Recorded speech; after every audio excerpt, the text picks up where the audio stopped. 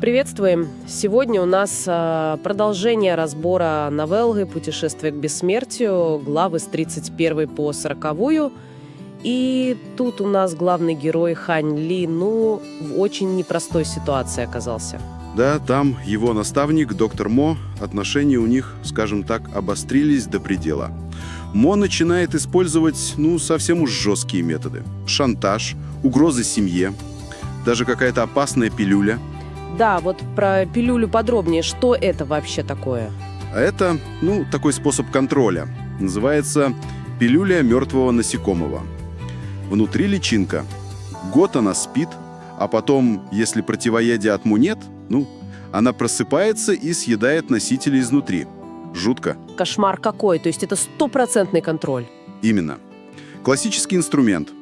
Мо требует, чтобы Хань Ли достиг 4 уровня вечной весны за год, и чтобы наверняка слушался, вот тебе пилюля и угроза семье. И что Хань Ли? Он же вроде такой спокойный был, благодаря своей практике. Но именно был. Это давление, страх за семью, понимание, что его жизнь на волоске, все его спокойствие просто рушится. Он вынужден согласиться, конечно. Но внутри у него, понятное дело, кипит ненависть. Он понимает, что эту схватку он проиграл. Но не сдался, я так понимаю. Нет, конечно. Сразу начинает искать, какие-то обходные пути.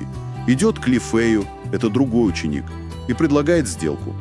Он Ли Фэю ценные лекарства, которые сам делает, а тут его учит боевым искусствам из зала 7 пустот. Находчиво.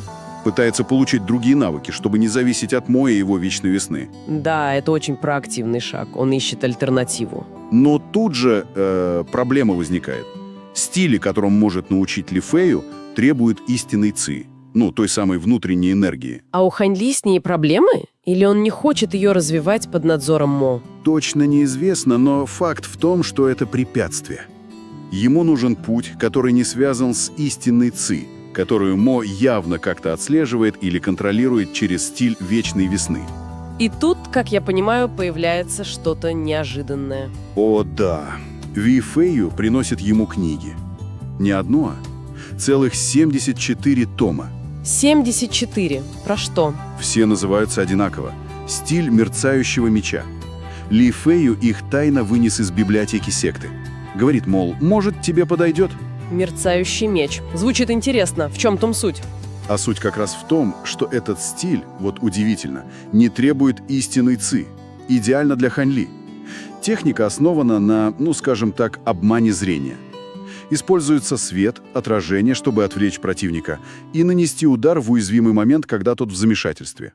Например, когда моргнет. То есть это не совсем фехтование, а скорее искусство убийства, скрытного такого. Именно. Искусство убийства, созданное кем-то, кто сам не мог использовать ци. Но есть загвоздка, вернее 3. Какие? Во-первых, нельзя иметь истинную ци. Во-вторых, нужны невероятное упорство и талант. Ну и в-третьих, сложность 74 тома надо выучить наизусть. Ого! Неудивительно, что Ли Фэю потерял интерес, если у него ци есть. Но для Хань Ли это же шанс. Хотя 74 тома. Это ж сколько учить? Вот именно. Это выглядит почти невозможным.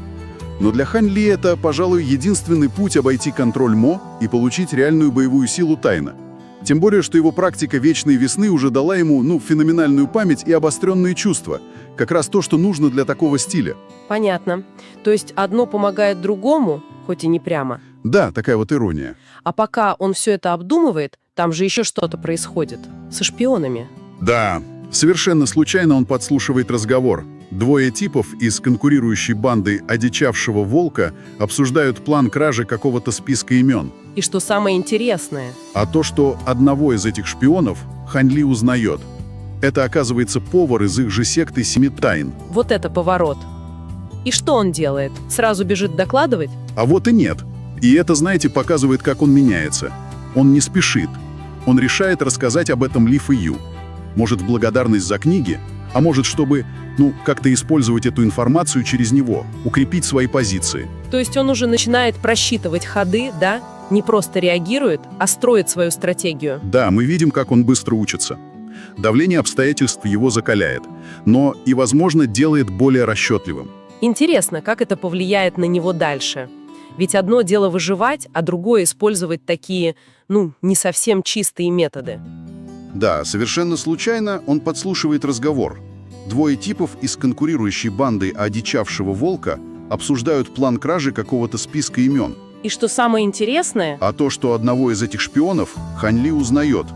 Это, оказывается, повар из их же секты Семи Тайн. вот это поворот. И что он делает? Сразу бежит докладывать? А вот и нет. И это, знаете, показывает, как он меняется. Он не спешит. Он решает рассказать об этом Ли Фэю, может, в благодарность за книги, а может, чтобы, как-то использовать эту информацию через него, укрепить свои позиции. То есть он уже начинает просчитывать ходы, да? Не просто реагирует, а строит свою стратегию. Да, мы видим, как он быстро учится. Давление обстоятельств его закаляет, но и, возможно, делает более расчетливым. Интересно, как это повлияет на него дальше? Ведь одно дело выживать, а другое использовать такие, не совсем чистые методы. Это ключевой вопрос, да. Где проходит грань? Как необходимость выжить меняет человека? Это явно будет важной темой. И что в итоге? Он решает взяться за этот мерцающий меч? Да, он понимает, что это займет годы, но он запирается у себя и начинает учить все 74 тома наизусть. Причем он решает не переписывать их, чтобы доктор Мо не нашел никаких улик. Все только в голове. Титанический труд. Абсолютно. Он выбирает этот невероятно сложный, почти безумный путь к свободе и силе. Собственный путь. И так получается, Хань Ли у нас в тисках. С одной стороны доктор Мо с пилюлей и угрозами, с другой найденный шанс в виде этого сложнейшего стиля и опасное знание о шпионах. Да, он больше не пассивная жертва. Он вооружен, хоть и своеобразным оружием. Его настоящее путешествие, полное опасности и трудных выборов, по сути, только начинается. И действительно интересно задуматься. О чем? О том, как такие экстремальные условия и необходимость добывать знания, да еще и такие специфические, как искусство убийства, влияют на формирование личности. Что в итоге перевесит? Желание выжить любой ценой или какие-то внутренние принципы? Очень хороший вопрос. И ответ на него, я думаю, мы будем узнавать постепенно, наблюдая за дальнейшим путем Хань Ли. Это то, что делает его историю такой захватывающей.